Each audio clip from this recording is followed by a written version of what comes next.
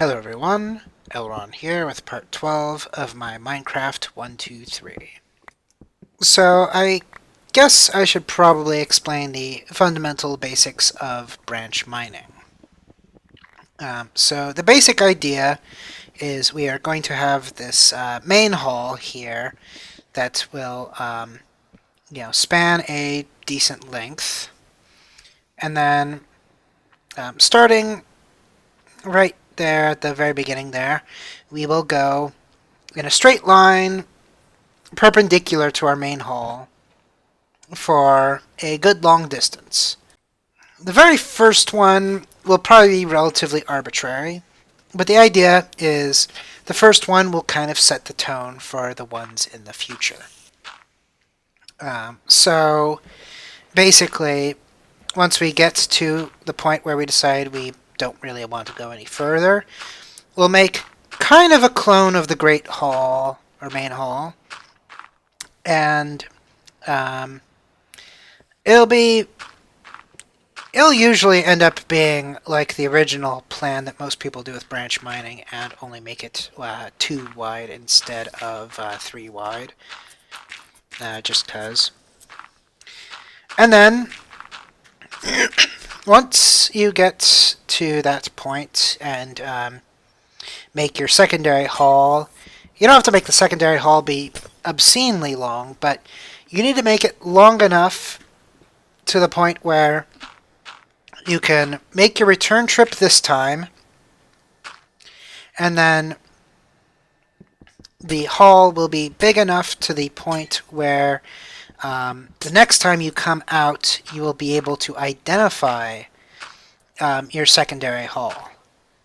So, you need some level of clearance. That way, you know where your defined endpoint actually is.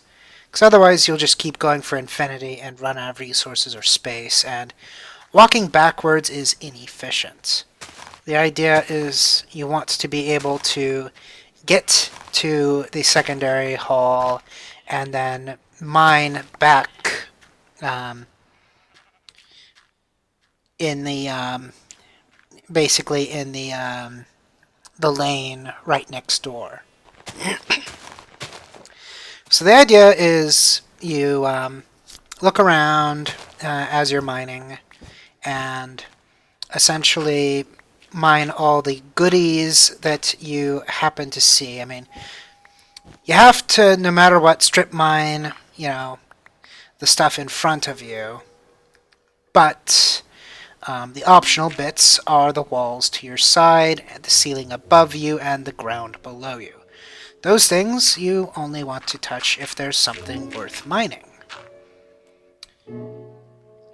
And I guess for a while, I guess in the entirety of this cohort, I go with the make life easier for future me approach, where whenever I decide to light a torch, I end up kind of carving a hole that will make it so that my return path or my next path in will have basically free light along the way. I think in future cohorts I'm going to steer away from this practice because A, it slows things down a considerable amount, and B, the planets don't really align too well. I'll oftentimes go, ugh, I need some light now, I'm going to make my light, and then I mine, 2 more blocks worth forward, and there was essentially the checkpoint that I left myself before. So usually it ends up just going to waste. Screw future me, present me is all that matters, blah blah blah. Yeah, we've heard this story before. Although, in general, you should think about future you. Maybe not in this particular case with the lighting situation. Speaking of lighting situation and future me, let's get the hell out of here. So now we've got ourselves 8 food. That's going to be good. We could take those with us and make sure that we never get hungry again. Or at least until we run out. But hopefully by then we'll have the sense to go over and breed some more pigs. So now we're going down to the mine and we are going to get started. So we're going to mine up, and pretty straightforward. You'll want to have a good stockpile of both shovels and pickaxes.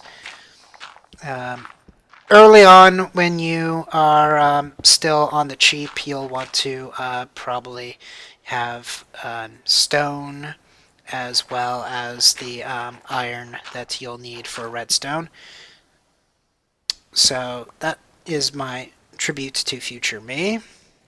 Because you have to actually poke not just the wall, but also the wall after. Because the idea is we're leaving 2 blocks of gap between each hall that we're mining through, or each lane, I think I've been calling them. So the idea behind that is on the way up, you're seeing this one that's immediately to the left of us. And then on our way back, we'll see the one that's 2 to the left of us, which makes it so that, we will have seen everything as we pass through, and we're leaving no stone unturned, so to speak. And so I guess if you're mining through and, getting the redstone as it comes and that kind of stuff, feel free to send future you a light as a freebie. But I say don't do as I'm presently doing and, constantly trying to look out for future you. Because, as some family members like to try to point out, what has future you ever done for you?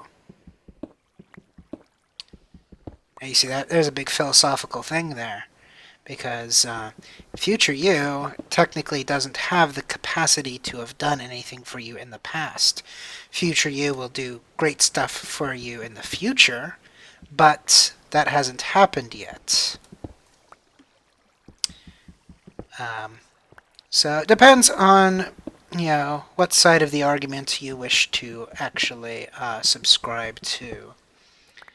But in any case, we have decided that in terms of lighting situations, future you will not appreciate it enough to merit the additional effort.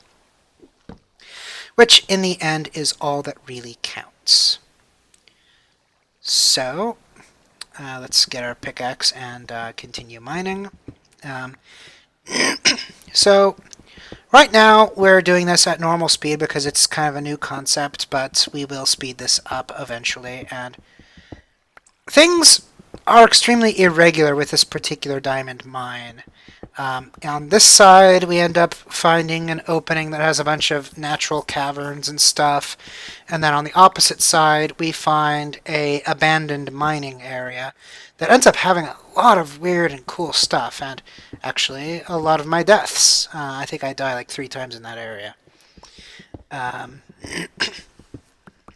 But that kind of throws a monkey wrench into this particular diamond mine system. And so I might end up having to find a new location to do my diamond mining. So I might need to make another giant hole in the ground and find a new spot to actually go and do my prospecting. Which of course is a bloody shame because we have built all this infrastructure already, and it's all very nice. But it is what it is, I guess, and we'll see what happens. But that'll be it for this video. I will see you next video.